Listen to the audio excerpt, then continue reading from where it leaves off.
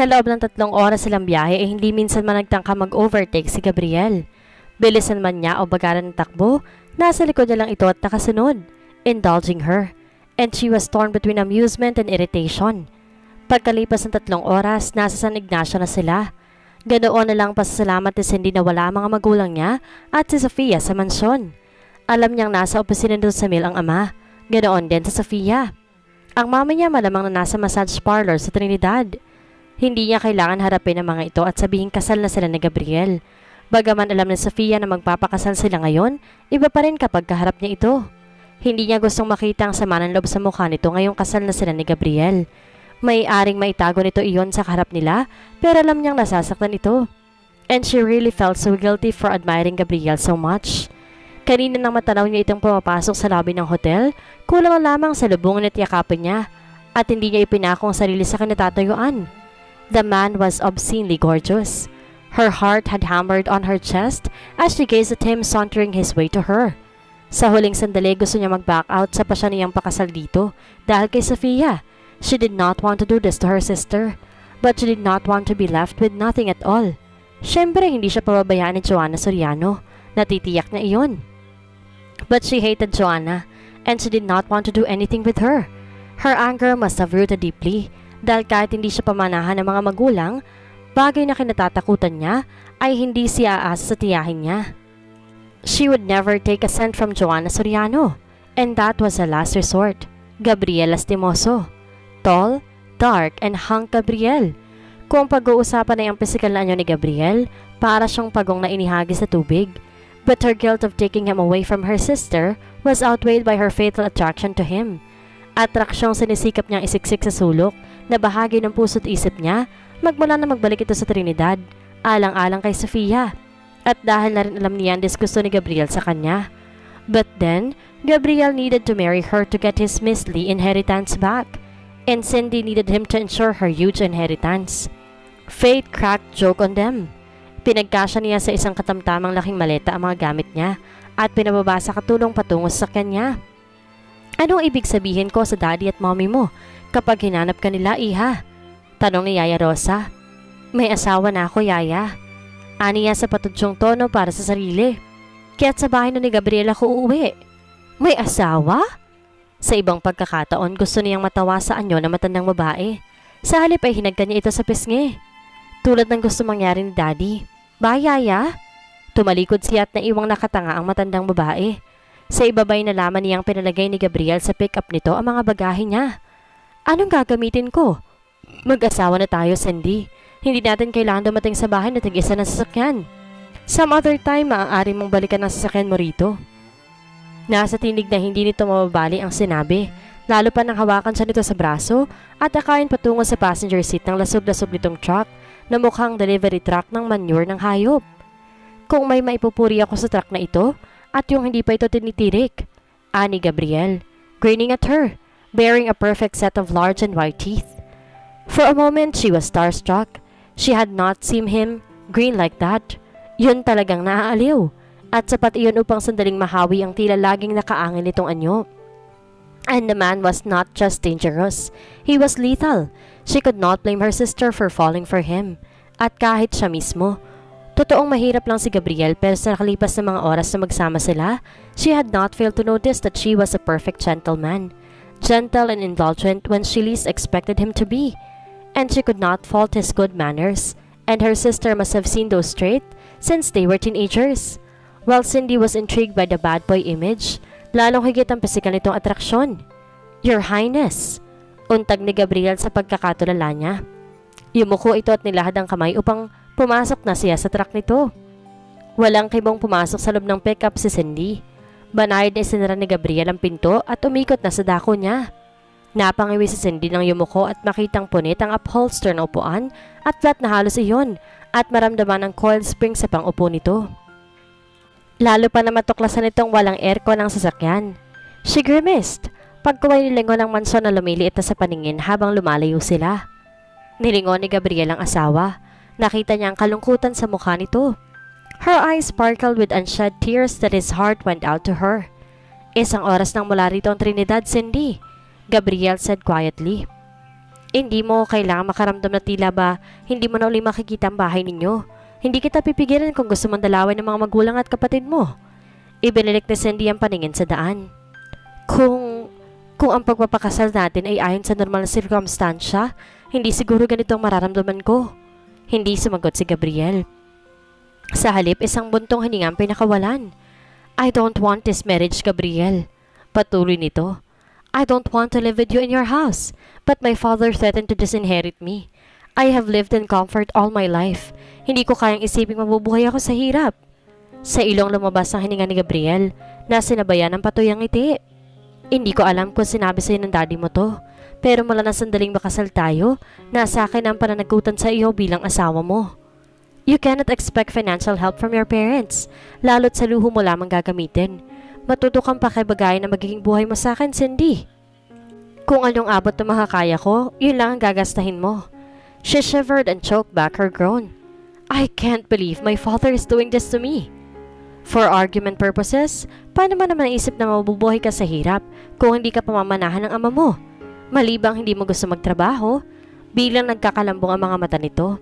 May ilang beses itong humugot ng hininga bago nagsalita. Minsan sinabi ng daddy na walang trabaho kung maaaring pasukan, na wala akong kakayahan at di ko kakayanin ng anumang trabaho, na mananatili nila ako susuportahan. Lumalim ang gatla sa noo ni Gabriel. Sinabi ng daddy mo yun sa'yo? Umiling ito. No, hindi sinasadyang narinig kong pinag-usapan nila ni mommy iyon, and my mother said it did not matter since they have so much, na hindi ko kayang gasay na salaping mamanahin ko. Kaya nga pinagtatakan ko ang pagtutulak sa akin ni daddy lately, na sana'y pag-isipan ko naman kung anong trabaho ang gusto kong gawin. She paused. Kung sa bagay, si mommy lang naman talaga ang gustong wag na ako magtrabaho pa. Then out of the blue, nagdesisyon si daddy na ipakasal ako sa iyo kalapit ng pagsasauli ng mga titulo ng lupa mo. When he did not say a word, she continued. May pakiramdam akong idinispatch na ako ni daddy sa buhay niya, nila ni mommy at Sofia. At ang pinakamagandang paraan para gawin iyon ay ang magbayad ng taong pakasalan ako. She choked a sob. As if wala ako manliligaw, na walang taong gustong pakasalan ako. That was really insulting, you know? Gabriel did not know whether to be angry or sympathize with her or to be amused. Perhaps I am more to your father's preference than the rest of the horde, my love. Which I don't understand. You are so poor. Nilingon nito ang likuran ng sasakyan. Tingnan mo na nga lang itong pick-up mo, parang panghanukot ng manure ng manok. Horror was on her lovely face. Hindi nang iinsulto ang tono ni Cindy. She was stating facts and she chuckled. I don't believe it smells. But you are a businessman, Gabriel, she said politely. And ang sasakyan para sa isang negosyanteng katulad mo, necessity at hindi luho. It would also represent your image and that of your company.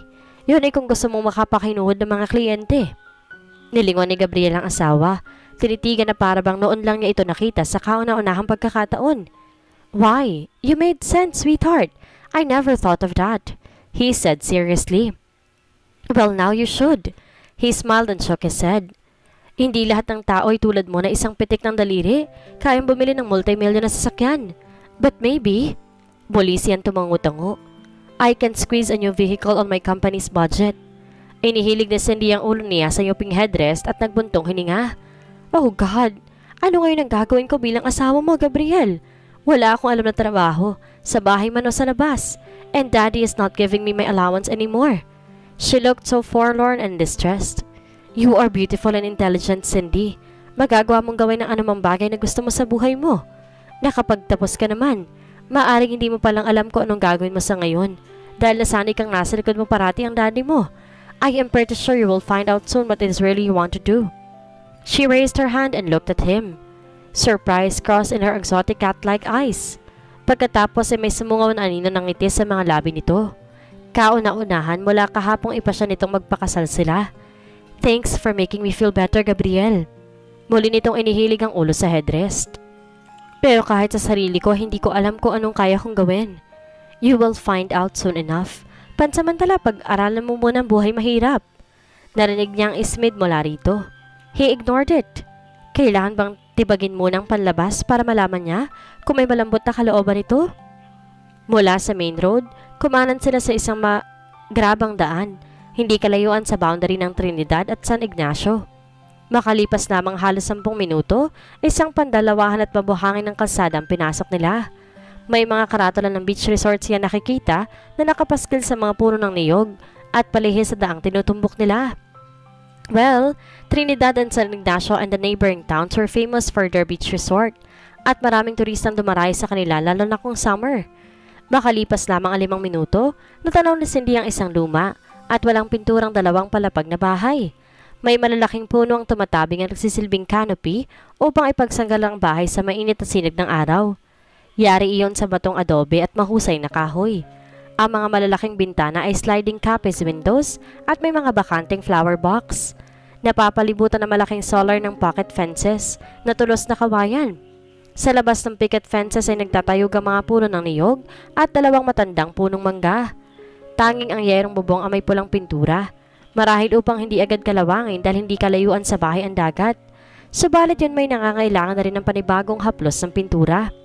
Ipinasok ni Gabriel sa maluwang na gate na walang saraduhan ang pickup truck nito at ipinarada sa mismong harap ng bahay.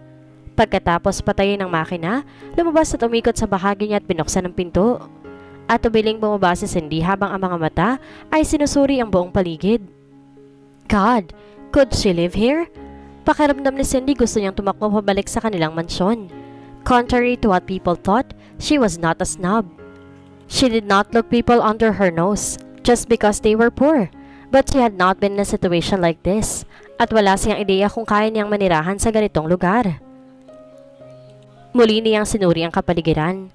Malinis ang buong bakuran maliban sa mga tuyong dahon na bumagsak sa lupang buhangin mula sa malaking punong santol at avocado na parehong kasalukuyang namumulaklak. Kumpara sa mamahaling swing na yari sa barnisadong Nara na nasa ranay nila ay isang duyang yari sa rata na nasa pagitan ng 2 malalaking puno na nasa dulong bahay na.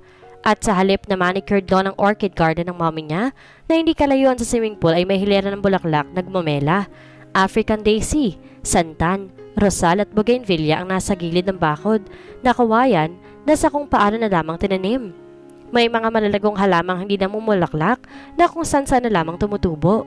Some of it were exotic ferns. She would know since she loved plants and flowers. Sa nalilitong bahagi ng isip ni Cindy, sumisingit ang pagnanais na ilipat ang mga fern na iyon sa magagandang plant pot. This is my home, Cindy. Gabriel's voice startled her. She turned abruptly. Hindi ko alam kung kaya kong tumira dito, Gabriel. Nasa likuran niya si Gabriel kaya sa bigla na iyang pagharap, muntik na siyang bumunggo sa dibdib nito.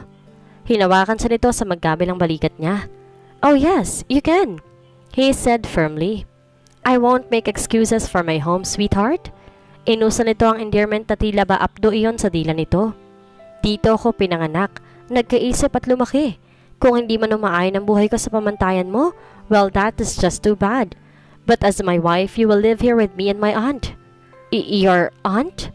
Yes, ang matandang tiyahin ko na siya nagpalaki sa akin mula nang mamatay ang aking ina. Naiintindihan ko ang shock at disgusto mo sa nakikita mo. You have lived all your pampered life in your father's mansion, kung saan ang mga katulong ay doble ang dami kaysa sa inyong mag-anak. Pero ayokong pakikitaan mo nang hindi mabuti ang tiyahin ko. Bago pa siya makaisip ng sasabihin, nakita niya sa sulok ng mga mata niya ang paglabas ng isang matandang babae sa covered porch. Nariyan na pala kayo, Gabriel. Pinakawalan niya ang sarili mula sa pagkakahawak nito at nilingon na nagsalita. Nakatayo sa may pintuan ng isang babaeng nasa katanghalian ng gulang. She must be in her late 50s but looks strong and healthy. Kung ang pagbabasihan ay ang tayo nito, may mga ilan nga na nababanaag na puting buhok dito. And she must be pretty in her youth. Bakas din sa anyo nito ang dugong Espanyol, though unlike Gabriel, this woman was fair. Iginiyasan ni Gabriel palapit sa balkonahe. Kamusta ka, iha? Nang huli kang dalhin dito ni Victor ay 5 taong gulang ka pa lamang. Wika nito at takangiti. I've been here?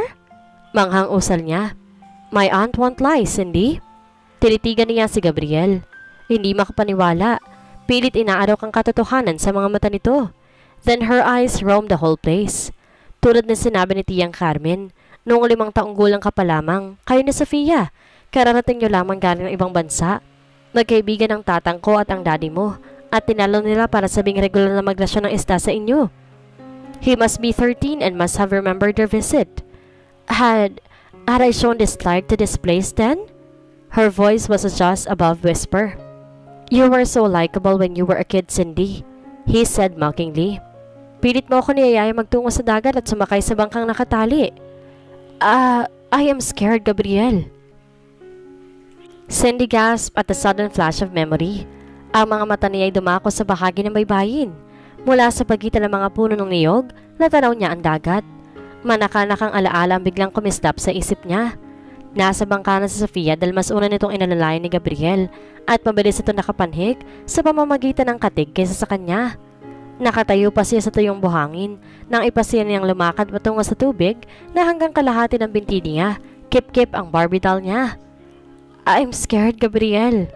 Inuga na ng mga alon ang binti niya pero sinikap niyang tumayo na matatag. "Bakit ka lumusong?" Ani Gabriel na binitawan si Sofia sa loob ng bangka upang balikan siya. Subalit naunahan ito na isang malaking alon na humampas sa kanya. Natumba siya at tumubog sa tubig. "Cindy!" Ang magkasabay na sigaw ni na Gabriel at Sofia. Ang sunod niyang namalayan ay kailan na siya si Gabriel. "Nakainom ka ba ng tubig?" he asked. A worried frown on its face as she coughed. "A little. It's maalat." Sa kabila ng lahat, Gabriel gave a bark of laughter. Maalat talaga ang dagat. Then he stopped laughing. "Mapapagalitan ako ng daddy at mommy mo." She smiled at him. Her arms on his neck. "I won't tell. Malalaman nila. Basa ka na." "I will tell them I took a swim. I know how to swim, Gabriel. We have a very, very big swimming pool." "Basa na rin ang doll mo." Niyuko nito ang manikang inaalon-alon sa paanan nila. "Dinampot ito iyon. You can have her." "She is my favorite and I am giving her to you." "Lalaki ako. Hindi ako naglalaro ng manika." Her eyes met him as she took a gasp of breath. Sa nakikita niya sa mga mata nito, pinahihiwatig na pareho nilang naalala ang eksenang iyon. Papaanong hindi malamang sumagi sa isip niya iyon sa nakalipas na maraming taon? "Hindi ko na naalala pa ang pangyayaring iyon. You were just a baby. I am a poor boy. Out of your league. Must be the reason," he said coldly. "Besides, yun ang una tuling pagkakataong sinama ka ng mga magulang mo rito." Hinawakan si ni Gabriel sa likod ng braso at kulang na lamang ay kalad-kalin patungo sa may balkon. "Tiyang, ang asawa ko po, si Cindy." Then he looked at her with a false smile on his lips. "Ang tiyahin ko, sweetheart." Kamusta po kayo?" Pinahiran muna na matandang babae ang kamay sa apron nito bago ilad sa kanya. "Mabuti naman, iha. Sana'y magustuhan mo rito sa amin." Sa huling sinabi ng tiyahin ni Gabriel, muntik nang umikot ang mga mata niya kung hindi niya naramdaman ang paghigpit ng tila bakal ng mga daliri ni Gabriel sa braso niya bilang babala. Sana nga po," pagak niyang sabi. "Nakaluto na ako, Gabriel," wika ni Tiyang Carmen. "Alas 5 pasado pa lang pero gusto mo bang maghain ako ng maaga?" "Tamang-tama ho, dahil hindi pa ho kami nanananghalian." "Mga batang ito, siya pumasok na kayo at iinitin ko lamang ang halaan at palagyan na ng dahon ng sili. Masarap higupin nyo na mainit." Tumalikod ito at nagpaunang pumasok sa kabahayan. Halaan? Uri ng shell." "Huwag kang mag-alala, hindi naman kita gugutumin sa unang araw mo sa bahay ko. Nagpaluto ako ng inihaw na pork chop kay Tiyang Carmen. Siguro naman alam mo kung anong pork chop." "Huwag mo akong insultuhin, Gabriel," she said, gritting her teeth. Hindi man niya gustong pumasok ay wala siyang magagawa. Nasa likod niya si Gabriel at halos ipagtulakan siya papasok. "Matanda ng tiya ko, Cindy. Ilang panahon lang ilalagay sa mundong ito. Pakitaan mo ng mabuti." Muli siyang humarap dito at sa naniningkit na mga mata ay dinuro ang dibdib nito. "And who do you think I am? The Wicked Witch of the West? You are a snob, sweetheart." Parunuyan ni Gabriel at hinawakan ng palapulsuhan niya at tinila sa bibig ang kamay niya at nakakalokong hinagkan ng palad niya. Nakulong sa lalamunan ng hininga niya, kasabay ng paggapang ng init sa braso niya patungo sa katawan niya. Hindi na intindihan ni Cindy ang sarili. Inuunsulto silang lalaking ito pero isang kapirasong halik sa palad niya, malulusaw na siya. "Alam ng lahat yan, Cindy," patuloy ni Gabriel. He was kissing her palm wetly, and Lord help her but she was turned on, wildly as she had never been in her whole life. "Besides, I am only giving you a warning. Hindi ko pinahintulutan na sa pamamahay ko ang attitude mo at wag mong gawing utosan ng tiyahin ko. Ano man ang maanghang na salitang nasa isip niya ay hindi makapangibabaw. Ang buong pag-iisip at damdamin niya nakatuon sa ginagawa nito sa palad niya. And her breath was caught in her throat. She tried to throttle the dizzying current racing through her. Her knees went weak. Then all of a sudden, Gabriel stopped kissing her palm. Binitawan niya ang kamay niya at ang nakakalokong ngiti ang namatawi sa mga labi nito ay nagsasabing alam nito ang nararamdaman niya. She flushed and avoided his mocking eyes. Cindy's knees wobbled. Nagpapasalamat siya ng lihim na hawak siya nito sa braso nang igiya siya nito papasok sa loob. Gabriel was playing with her emotion, at nagpupuyos ang dibdib niya dahil hindi niya maitatanggi ang katotohanan iyon. Iwinaksin niya ang kamay nito mula sa braso niya. Huminto siya sa may entrada at sinuyod ng tingin ng loob. Tulad ng sa labas, malinis ang loob ng kabahayan, bagaman hindi nakapintura ang dingding, na bagaman luma na ayari sa magandang klase ng kahoy. Makintabang vegan tayo sa nababanaag na rin ng kalumaan dahil sa ilang bahaging may tipak. Walang maraming kasangkapan. Yaon lang kinakailangan. At ang mga yon ay isang lumang disenyo ng salaset na yari sa maitim na nar na may sulihiya sa gitna. May dalawang manipis na almodahon sa sofa at tig-isa sa bawat pang isang upuan. Parehong ang bulaklaking coverlet ay kupas na, subalit malinis at naninigas sa almirol. Sa gitna ng coffee table ay isang florera na may sariwang bulaklak. Daisy. Yes, they were fresh daisies. In pale red, yellow and pink. Ang pinagpatungan ng florera ay isang puting centerpiece na ganansilyo. Oh well, kahit papaano ay yun ang lamang sa bahay nila, ang sariwang bulaklak sa flower vase. They had the most expensive flower arrangement. Ming vases ng halaga ng isang piraso ay kaya ng ipuno ng mamahaling mga kasangkapan sa loob ng bahay ni Gabriel. Subalit ang mga bulaklak na nalagay sa mamahal nilang vase ay yari sa tela, plastic, at kung ano na pang pinatuyong dahon at damo. Natanaw ng Cindy ang gitara na kasabit sa dingding sa may malapit sa paanan ng hagdanan. Natatandaan niya ang sabi ng tiya Joanna niya ay dati ring music teacher ang ina ni Gabriel. May isang lumang bureau na ang barnis ay kupas na. Sa ibabaw niyon ay mga picture frame ng pamilya ni Gabriel. Wala sa loob na lumakad si Cindy patungo roon. Sa isang frame ay larawan ng mga magulang ni Gabriel. Sa isa naman ay ang mag-anak kasama sa tiyang Carmen. May mga larawan ng bata pa lamang si Gabriel. Kung paano natatandaan niya ito sa ganong edad nung naghahatid ng isa sa kanila. May isang frame na nakatawag sa pansin niya at maingat niyang hinawakan iyon. That was of her Aunt Joanna and Gabriel's mother. Doong dalaga pa mga ito. Nasa ilalim ng puno ng niyog at may hawak ang mga ito na hinating buko. Gabriel's mother, though very pretty, looked sickly even in picture. May ganito ring larawan si Tita Joanna sa bahay nila. In fact, yun ang pinakagustong larawan ni Sofia. My sister thought that she looked like Tita Joanna, she said, unable to hide the irony in her voice. Gabriel frowned at her. Magkaibigan ng mamang ko at si Ma'am Joanna, mula pa ng mga bata pa sila. Ani Gabriel. Kuha yan noong nakaraan ni Mamang. 6 buwan bago sila nagpakasal ni Tatang. Tumango si Cindy. Muling ibinalik ang picture frame. Kamusta na pala ang Tita Joanna ninyo? I haven't seen her since I came back. Kaswal na tanong ni Gabriel habang iginigiya siya papasok sa dining room. She had an extended European tour. Halos walang buwan na. Narito pa siya na mabalitang nagbalik pa. Perhaps she just had not got the chance to see you. She had been busy with all the live-in seminars in Manila. Regalo na rin ni Danny ang extended tour dahil buong buhay ni Tita ay inukol niya sa St. Vincent. Business and pleasure dahil dumadalo sa mga universidad sa Europe si Tita Joanna at pinag-aaralan kung maaaring i-apply sa SVC ang paraan ng pagtuturo doon. When is she due back? She shrugged. In 2 or 3 weeks' time. She surveyed the small dining room. Maaliwalas yun dahil malaki ang mga bintana at may mga clinging rows na natatanaw na kumakapit sa wrought iron window grills. Ang pang-animang mesa yari din sa Nara at niluma na ng panahon at nagmalo ng barnis. Ganoon din ang mga silya. Muli, napuno ni Cindy ang sariwang mga bulaklak sa gitna ng mesa. Sa pagkakataong yon, rosal ang mga nasa antigong crystal vase. Sa tapat ng mesa ay isang antigong kandelabra. Hindi na marahil gumaganang maliliit na bombilya na naninilaw na. Natitiyak niyang hindi alam ni Gabriel o ng tiyahin nito na ang dalawang makakapal na crystal flower vase na nakita niya ay antique at hindi biro ang halaga. Kung alam man ay hindi pinag-uukulan ng pansin ng mga ito. Kanina sa sala, natitiyak niyang antigo ang bureau. Hindi lang ni Gabriel ang upuan sa kanan malapit sa kabisera at naupo siya. Sa tapat niya ay si tiyang Carmen. Sa mesa ay nakahain ng inihaw na pork chop at atsara at halaan na may dahon ng sili. Ngayon niya gustong pagsisihang hindi siya pumayag sa anak ni Gabriel kanina na mananghalian sila sa Tagaytay pagkatapos ng kasal. Tumanggi siya dahil hindi niya gustong isiping selebrasyon iyon ng kasal nila. Ipinagpapasalamat niyang kahit paano may inihaw na pork chop. Nakakagutom ang amoy niyon, lalo't may nakita siyang suka sa isang platito na may 4 na sili. Kaya nang lagyan ni Gabriel ng kanin ang pinggan ni Cindy, pabulong siya nagpasalamat at nagsimulang kumain. Gusto mo ng suka?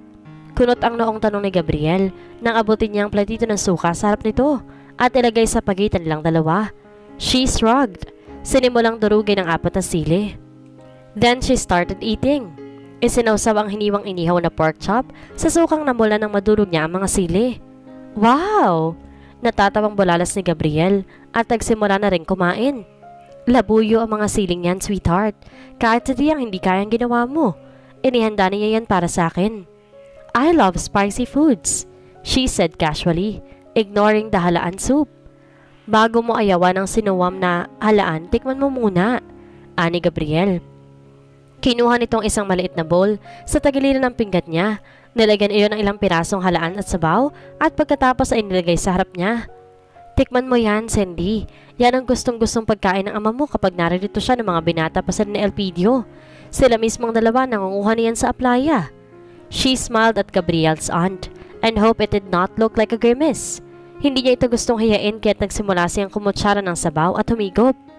Well, the soup was not that bad. In fact, sa kasimplihan ay masarap iyon, lalo pat mainit. Nasisiyahang umiti ang matandang babae nang muli at muli siyang kumutsara ng sabaw at pagkatapos ay sumubo ng laman ng halaan. Pagkatapos yung isawsaw sa sukang maanghang. What she did earned a bark of laughter from Gabriel. She smiled silently, enjoying the sound of his laughter. Sinabi ko kay Gabriel na magugustuhan mo ang sinuwam na halaan kung anak ka ni Victor. Natilihan siya at nabitin sa ere ang akma niyang paghigop muli ng sabaw. Tinuloy lang niya iyon nang sa sulok ng mga mata niya ay nakita niyang nakatitig sa kanya si Gabriel. Maliban sa manakanakang pakikipag-usap ni Tiyang Carmen, tahimik silang kumakain. Alin na lang sa dalawa? Talagang gutom siya kaya't naparami ang kain niya o talaga lang masarap ang pagkakaluto ng matanda sa inihaw na pork chop na pinasarap pang lalo ng manghang na suka? At sarang labanos na hindi niya makikilala kung hindi dahil kay Sofia na nag-aral ng kulinarya sa Makati at halaan soup? Hinintay ni Gabriel na patapos na siyang kumain nang tumayo ito. Iyahain tiyang avocado. Ipagpatuloy mong pagkain mo at kukunin ko mga gamit mo sa pick-up at ipapanhi ko sa salid natin. Sinundan niya ng tingin ng pagtalikod nito. Sa kailaliman ng dibdib niya may bumangong kaba. They would share a room. Oh God! Hindi niya mapapayagan yun. Patapos na sa paglalagay ng bagong bedsheet si Gabriel nang sumungaw siya sa pinto sa silid na itaas. Muling sinuwid ang mga mata ni Cindy ang loob ng silid na sawaring mas malaki pa ang silid ni Yaya sa mansyon. You expect me to sleep in this room? Huminto sa paglalagay ng punda ng unan si Gabriel. What is wrong with this room? It's too small, for goodness sake, she said almost angrily. It doesn't even have an air conditioner. Hindi mo kailangan ng malaking silid, Cindy, dahil wala namang maraming kasangkapan ng silid na ito. Ang kailangan mo lamang ay kama, aparador, at tukador at ang iyang silyang yan. Hinayon nito ng tingin ng isang silyang nasa tabi ng bintana. At lahat ng yan ay narito at kasya sa silid na ito. Kahit 3 katao pa ay kasya sa kwartong ito. So what do you need a big room for? Bago siya makasagot, tinungo ni Gabriel sa malaking hakbang ang bintana at isa-isang binuksan ng todo ang mga sliding copies. Inilahad ito ang kamay sa mga binata. There is your air conditioner. He was mocking her. Kung hindi ka kakapit sa kama, baka ilipad ka na malakas na hangin na nanggagaling sa dagat. Marahas na nagbuga siya ng hininga sa galit. And what about the bathroom? Wag mong sabihin sa akin nasa ibaba ang bathroom. Her eyes went wide and almost shook in horror. Oh no! Don't tell me na bababa pa ako kapag gagamit ako ng banyo. Gabriel, this is so primitive. Alam ni Cindy na tulad niya, galit din ito kung ang pagbabasihan ay ang paggagalawan ng mga ugat nito sa leeg. At wala siyang pakialam. She could not sleep in this room where there was no air condition and no bathroom. Lucky you, sweetheart. Bago namatay si Tatang, napagawa niya ng toilet and bath ng 2nd floor. Sa labas, naroon ng common bathroom. Sa labas? She groaned. I don't think, for once in your life, Cindy, sikapin mong makisama at makibagay. Hindi ito nagtaas ng tinig subalit ang paraan ng pagkakasabi nito, tila ay binabaon sa utak niya mga salita. Pagkatapos ay lumakad si Gabriel patungo sa pintuan. Bago ito nakalampas sa kanya, pinigilan niya ito. Wait! Tinitigan ni Gabriel, ang kamay niya nakahawak sa braso nito bago tinoon sa mukha niya ang mga mata. May kailangan ka pa? He said. The muscles in his jaw flexed. His face was grim. Huwag mong sabihin sa akin kailangan mo ng television sa kwarto mo o extension ng telepono. Maghintay ka makapag-ipon ako. Ang extra kong pera ibinayad ko sa hotel mo. Well, thinking about it, she was equally sarcastic. I have a television in my own room. Kukunin ko at dadalhin dito para hindi ka na bumili. The expression on his face was threatening. Nagbuka ito ng bibig subalit inunahan niya ang kung anumang sasabihin nito. Akin yun, Gabriel. Personal kong gamit kung paanong personal kong gamit ang iba pang dala ko patungo rito. Kaya wala kang dapat ikagalit kung kukunin ko yun. He let out a pent-up breath. Nang pakawalan nito ang braso mula sa pagkakahawak niya, agad niya isinatinig ang gustong itanong nang pigilan niya ito. Saan ka matutulog? 3 ang sili dito sa itaas at akin ang isa. Doon ako matutulog. Tumango siya at isang maluwag na paghinga ang ginawa. Salamat kung ganun. She barely succeeded in keeping the sarcasm from her voice. Let's set this straight, okay? Binayaran ako ng ama mo para pakasalan ka. Yun lang. If you want me to sleep with you, then all you have to do is ask and I will oblige happily. Ipanatag mo ang loob mo na hindi ko tatawid ng silid na ito at malibang hilingin mo sa aking magtabi tayo. In your dream. He grinned. It looked like a grimace than a grin. Pinagnasaan mo na ako minsan, Cindy. Hindi na ako magtataka kung pagnanasaan mo ako muli. Nakahanda ang katawan ko para sa iyo. Pero ito ang tatandaan mo. He grasped her face and raised it to him. Huwag mo akong bibigyan ng kahihiyan sa pamamagitan ng pakikipagtagpo sa ibang lalaki. Kung gusto mo yung ginagawa na mag-asawa sa kama, I can give it to you. Anytime, anywhere. And twice as much better than that asshole you almost married. Bastard! She was shaking with fury and jerked her face from his grasp. Sleep tight, sweetheart. Sumaludo pa si Gabriel pagkatapos ay lumabas na ng silid ni Cindy. Ngayong kasal na si Cindy kay Gabriel, anong buhay kayang kahaharapin niya sa poder ng asawa? Matutunan kaya niyang buhay mahirap o babalikan niya magandang buhay sa mansyon? Yan ang ating aalamin sa susunod nating kabanata.